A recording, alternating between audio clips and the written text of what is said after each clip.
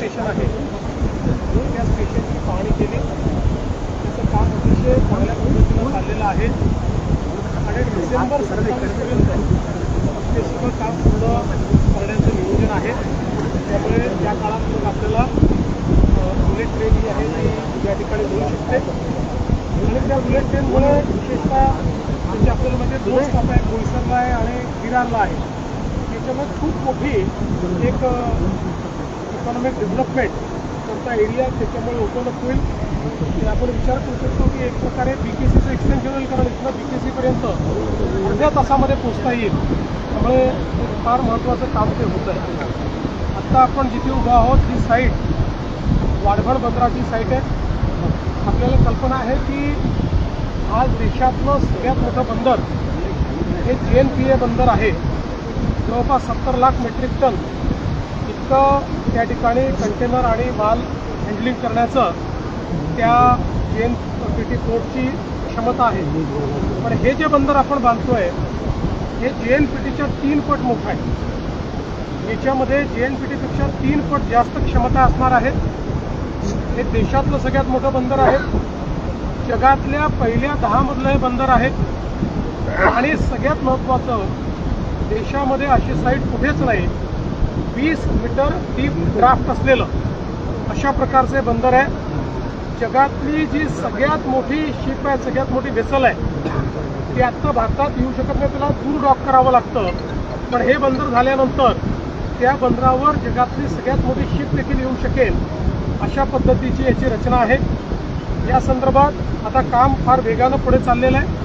जवळपास 30 ते 40% जे काही या ठिकाणी ॲक्विजिशन होतं ते देखील पूर्ण झालं आहे. आमचा प्रयत्न आहे की कुठेही फोर्सफुल ॲक्विजिशन होऊ नये या दृष्टीने ग्रामस्थ आणि मासेमारी करणारे आमचे जे बांधव आहेत यांना विश्वासात घेऊन त्यांचं योग्य पुनर्वसन करतच आपल्याला हा प्रकल्प करायचा आहे. त्या दृष्टीनं अतिशय चांगला संवाद एस्टॅब्लिश झालेला आहे. या एका प्रकल्पातून 10 लाख रोजगार निर्मिती होणार आहे. त्यामुळे आपल्या लोकांना देखील मोठ्या प्रमाणात याच्यामध्ये सामील कसं करून घेता येईल याचा आपला प्रयत्न चालला आहे. विशेषतः मासेमारी करणाऱ्यांना एक मासेमारीचं बंदर देखील आपण तयार करून देतो आहोत, जेणेकरून त्यांचा व्यवसाय कमी व्हायच्याऐवजी वाढला पाहिजे, तो व्यवसाय देखील मोठा झाला पाहिजे, त्यातनंही अगदी एक्सपोर्टपर्यंत आपण जाऊ शकलो पाहिजे अशा पद्धतीचं बंदर आपण तयार करतो. आणि एकूणच आपल्याला कल्पना आहे की या जिल्ह्यामध्ये हे वाढवणचं बंदर आहे, त्यासोबत विरार अलिबाग कॉरिडॉर आहे. या ठिकाणी बोईसर आणि विरारची स्टेशन्स आहेत आणि एक नवीन एअरपोर्ट देखील आपण विरारच्या जवळ तयार करणार आहोत. या सगळ्या प्रकल्पांची पाहणी आज मी करतोय आणि या सगळ्या प्रकल्पांमुळे चौथी मुंबई जी आहे ती या भागामध्ये तयार होणार आहे. एक मोठी आर्थिक अशा प्रकारची गुंतवणूक येणार आहे आणि आमचा प्रयत्न आहे की या संपूर्ण आर्थिक परिवर्तनामध्ये स्थानिकांना सामील करून घेण्याकरता मग इथलं ITI आहे त्याचं अपग्रेडेशन करून इथे मोठ्या फिशरी इन्स्टिट्यूट तयार करून या ठिकाणी स्किल डेव्हलपमेंटचं काम ऑलरेडी आपण सुरू केलेलं आहे. त्याच्या माध्यमातून स्थानिकांना या परिवर्तनाचा फायदा कसा मिळेल हा प्रयत्न आपला चाललेला आहे. आणि मला समाधान आहे की इतक्या वर्षापासून अडलेले सगळे प्रकल्प आता माननीय मोदीजींच्या नेतृत्वात महाराष्ट्र सरकारने मार्गी लावलेले आहेत आणि पुढचे 30 वर्ष महाराष्ट्राची आणि देशाची अर्थव्यवस्था या एका वाढवण बंदरामुळे वर्धित वेगानं विकसित होताना आपल्याला पाहायला मिळेल. त्यामुळे देशाच्या इतिहासातलं विकासाचं एक महत्त्वाचं पान म्हणजे वाढवणचं बंदर. जिल्ह्यामध्ये 5 ITI जमिनी घेतली जाते जिल्ह्यामध्ये 5 ITI आहेत आणि ह्याच्यामध्ये रोजगार त्यांना मिळणार आहे, त्यांना कसं ट्रेनिंग दिलं जाणार आहे. पहिली गोष्ट या ठिकाणी संवादानेच आम्ही जमीन ॲक्वायर करतोय, फोर्सफुली कुठेही आम्ही करत नाहीत. आणि म्हणूनच आपण बघितलं असेल की सुरुवातीच्या काळामध्ये अनेक लोकांनी अनेक अफवा पसरवल्या होत्या. त्यामुळे लोकांमध्ये खूप मोठ्या प्रमाणावर त्या ठिकाणी असमंजस होता, गैरसमजूत होती, ती सगळी हळूहळू आम्ही दूर केलेली आहे. आणि मला विश्वास आहे आता ज्या प्रकारे गावकऱ्यांचा आम्हाला प्रतिसाद मिळतो आहे आम्ही हे काम लवकर करू शकू.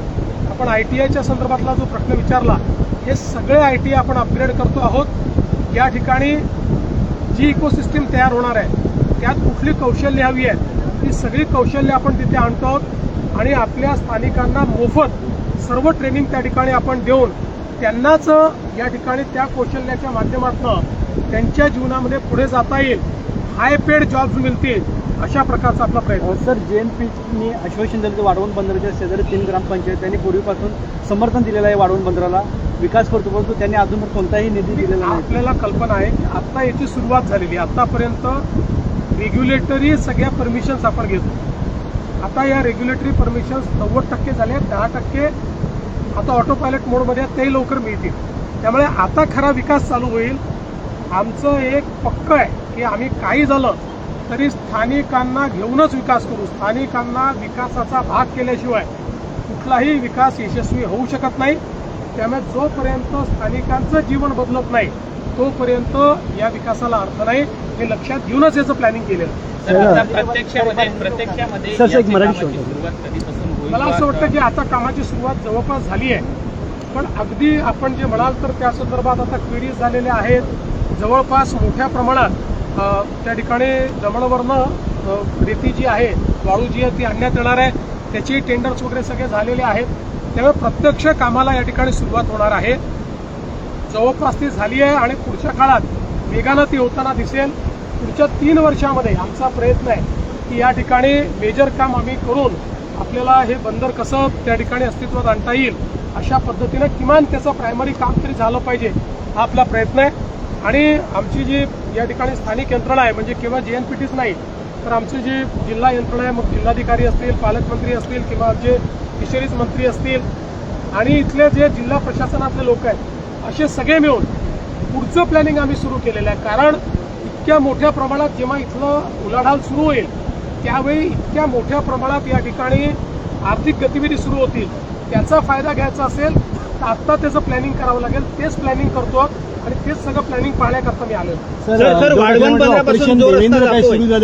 बंदरापासून जो रस्ता जातोय त्याला कशा पद्धतीने वेगवेगळ्या गावांतून अलाइनमेंट देण्यात येणार आहे, काय नियोजन असणार? त्याचा नीट अलाइनमेंट ठरलेली आहे. कारण आपल्याला वाढवणवरनं एक चांगला रस्ता, त्यासोबत जे आपलं फ्रेट कॉरिडॉर आहे त्याची कनेक्टिव्हिटी म्हणजे मल्टी मॉडेल कनेक्टिव्हिटी आपल्याला द्यावी लागेल. तिचं कम्प्लीट प्लॅनिंग आपण केलेलं आहे आणि लवकरच त्याचंही काम आपण करतो. उच्चस्तरीय बैठक झाली, त्याच्यानंतर त्यांनी विधान केलेलं आहे. असं आहे, माझ्याकरता हे राजकीय प्रश्न गौण आहे. या राजकीय प्रश्नांनी कोणाचंही भलं होणार नाही, लोकांचं भलं विकासाने होणार आहे. त्यामुळे माझं सगळं कॉन्सन्ट्रेशन हे विकासावर आहे.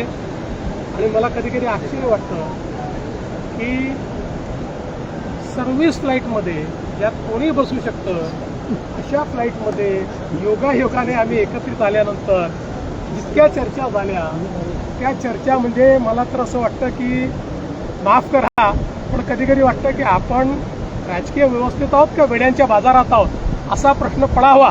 अशा पद्धतीच्या चर्चेत पण काही हरकत नाही. किती कोटी ऐकलं विमानामध्ये? मला असं वाटतं नाही, ते एका बाजूला बसले होते, मी एका बाजूला. सर, समजा आम्ही आजूबाजूला असतो तर गप्पा मारले असतात, त्याला काय अडचण आहे? सर, आपण म्हणताय की चौथी मुंबई होईल, मात्र डहाणू किंवा परिसर या ठिकाणी DTPAचे काही निर्बंध आहेत, त्यासाठी सरकार कशा पद्धतीने? असं आहे की पहिल्यांदा तर हे निर्बंध जे आहेत या निर्बंधामध्ये पूर्णपणे शिथिलता यावी अशा मानणाऱ्यांपैकी आम्ही नाही.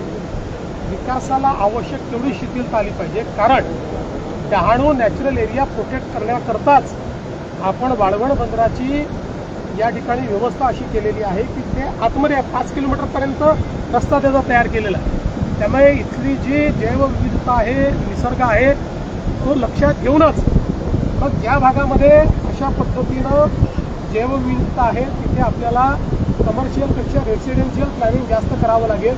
त्याकरता जे काही आवश्यक आपल्याला बदल करून घ्यायचे आहेत ते आपण डहाणू अथॉरिटीकडे जाऊन ते बदल मिळवून घेऊ.